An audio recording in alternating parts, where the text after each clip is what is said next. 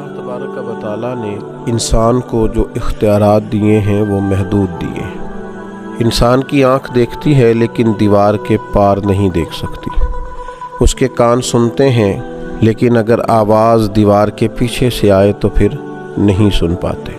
आम इंसानों को अल्लाह तबारक व तआला ने महदूद आज़ा और उनकी हुदूद मुकर्रर करके नेमतें अता फरमाई। शायद कुछ लोगों का ख्याल हो कि ये इंसान का ज़ौफ़ है, ये उसकी कमज़ोरी है कि वो दीवार के पीछे देख नहीं सकता, दीवार के पीछे कोई बात कर रहा हो तो सुन नहीं सकता। याद रखिएगा, ये इंसान की कमज़ोरी नहीं है, ये इंसान की पर्दा पोशी है। ये इंसान के लिए नफ़े और फ़ायदे की बात है। अगर हर शख्स दीवार के पीछे देखेगा, लोगों के पर्दे कैसे कायम रहेंगे? अगर हर शख्स दीवार के पीछे की बात सुनेगा तो इंसान की प्राइवेसी का क्या बनेगा? इंसान की तभी ज़रूरत होती है उसकी निजी और प्राइवेट ज़िंदगी। बहुत सारी ऐसी जगह होती हैं जहां वो पसंद करता है कि वो इस तरह का हो कि कोई उसके पास मौजूद ना हो, कोई उसे देखने वाला ना हो। उसमें वो अपने आप को सुकून में महसूस करता है। हर वक्त इंसान के लिए जलवत बेहतर नहीं होती, उसे खलवत की भी ज़रूरत होती है। और तन्हाई में अल्लाह तबारक व तआला ने बंदे को इत्मीनान अता किया होता है, वो मुतमईन होता है, आराम की नींद लेता है, आराम से वो अपने औकात को गुजारता है।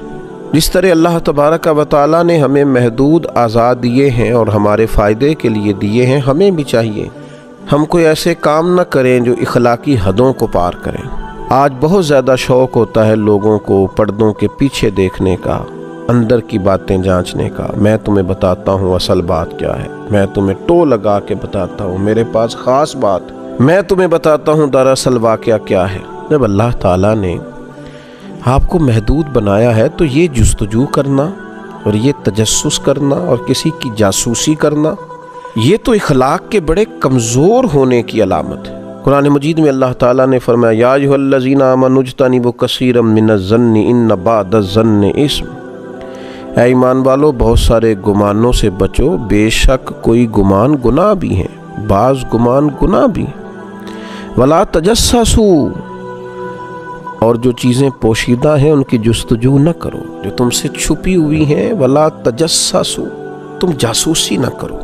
आप कभी उन लोगों को देखें जिनका मिजाज जासूसी करने का होता है, टो में पड़ने का होता है। आप कभी उनकी नफ्सियात देखें, बेचारे हो किस तरह के जाते हैं। आप उन लोगों की रूहानी ज़िंदगी का अंदाज़ा कर सकते हैं कि किस कदर ज़्यादा वो उतार चढ़ाव का शिकार है, ज़हनी कशमकश का शिकार है, फ़िक्री इंतशार का शिकार, जो किसी की जुस्तजू में है।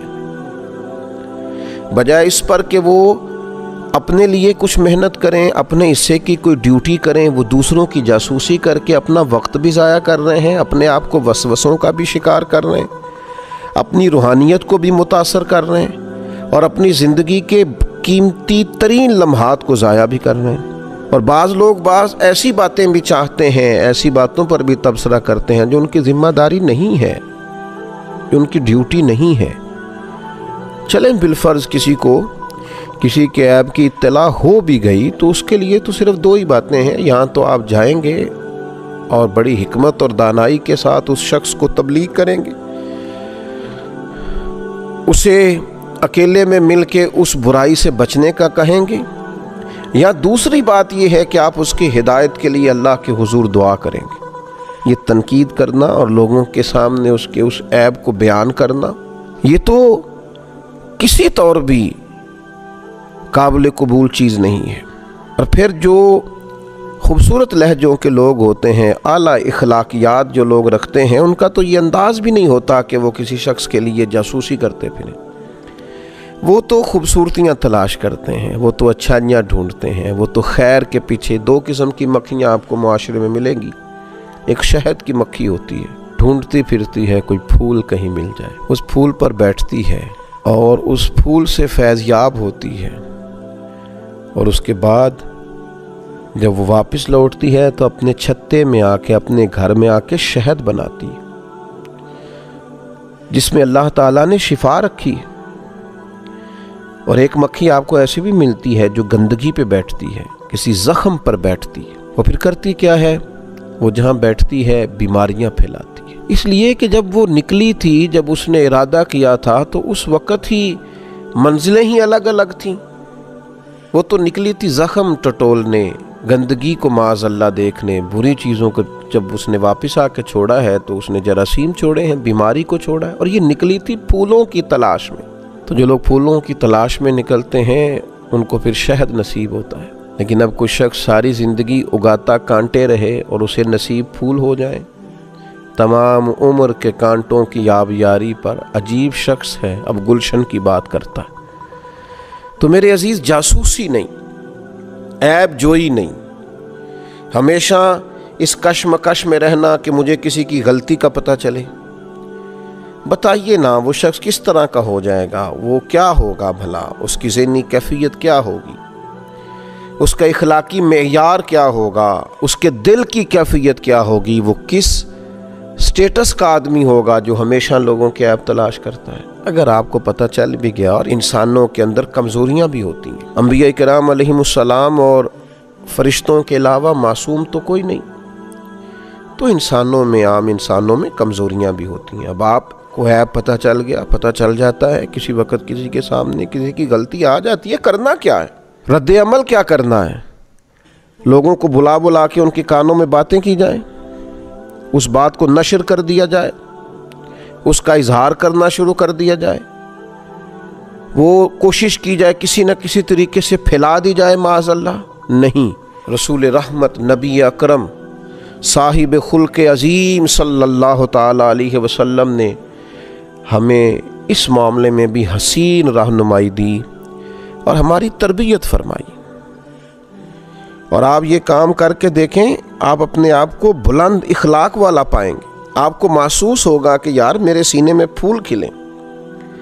اس کی عملی مشق کریں، آپ اندازہ کریں گے کہ آپ کے اندر، روح کے اندر تازگی کتنی پیدا ہوتی ہے۔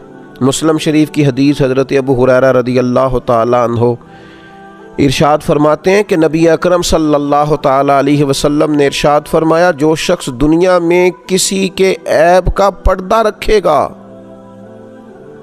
اللہ تبارک و تعالی قیامت کے دن اس کے عیب کا پردہ رکھے گا۔ اور یہ بات یاد رکھیے گا، جس کے قیامت میں پردے رکھ لیے گئے وہ بچ گیا۔ سب سے زیادہ ضرورت تو ہوگی قیامت کے دن پردہ پوشی کی، سب سے زیادہ حاجت تو ہوگی قیامت کے دن کے اس کے عیب چھپا دیے جائیں۔ تو کتنی بڑی سعادت ہے کہ قیامت کے دن اس کی پردہ پوشی کی جا رہی ہے۔ اللہ تبارک و تعالی اس کو اپنے فضل سے، اپنے کرم سے، اپنی رحمت کی چادر عطا فرما رہا ہے، اس کے پردے قائم رہے، یہ پردوں میں چھپا ہوا اللہ کے حضور حاضر ہو گیا، کامیاب ہو گیا، فتح یاب ہو گیا، معاف کر دیا گیا، جنت کا حقدار بنا۔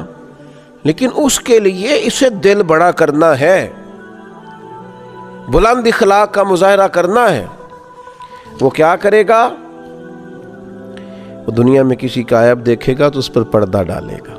اگر یہ کام کرے گا تو نتیجے بڑے شاندار نکلیں گے۔ آج تو بڑا عجیب نظام ہے، کچھ لوگ جو جاسوسی کر کے دیتے ہیں ان کو بڑا نوازا جاتا ہے، وہ آنکھوں کے تارے ہوتے ہیں، یہ میری جاسوسی کرتا ہے، مجھے خبریں دیتا ہے، ان پر لوگ بڑی بڑی شفقتیں کرتے ہیں۔ تو یہ انداز ٹھیک نہیں ہے۔ ہاں، کسی وقت اگر کسی بات کا کسی جگہ بتانا اصلاح کے لیے ہو کہ یار بہتری ہو جائے گی میرے کہنے سے، اس بات کی اصلاح ہو جائے گی، تو اصلاح کی نیت سے مقدور بھر ضرورت کے مطابق کسی بات کا کرنا، اور ایسے شخص سے کرنا جو اس کی اصلاح کر دے گا، جو بہتری کر دے گا، اس کے لیے علماء نے گنجائش لکھی ہے۔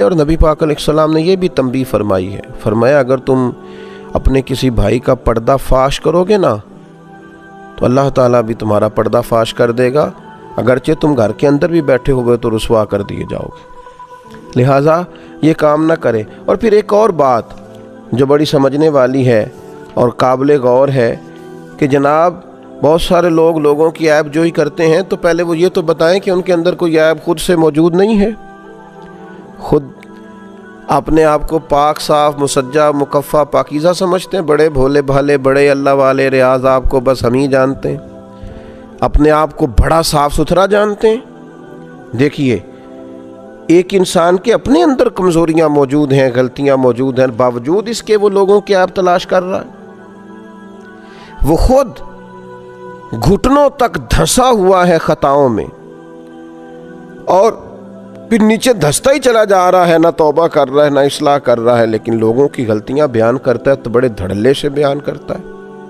اور ڈھیر سارے سوسائٹی میں لوگ آپ کو ملیں گے جو باتیں کر رہے ہوتے ہیں لیکن آج خود بھی ان کے اندر بڑی کمزوریاں پائی جاتی ہیں۔ نبی اکرم صلی اللہ تعالیٰ علیہ وسلم نے ارشاد فرمایا، جب تم اپنے کسی ساتھی کے عیب ذکر کرنے کا ارادہ کرو نا تو پہلے اپنے عیبوں کو یاد کر لیا کرو، اپنے اوپر پہلے غور کر لو۔ برے بندے نو لبن ٹوریا تے جاگت تے ملیا نہ کوئی، اپنے اندر چاہتی پائی تے میتھوں برا نہ کوئی۔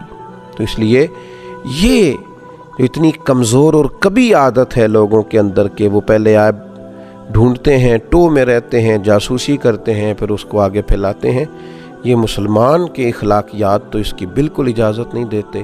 اللہ تعالیٰ سمجھنے کی توفیق عطا فرمائے۔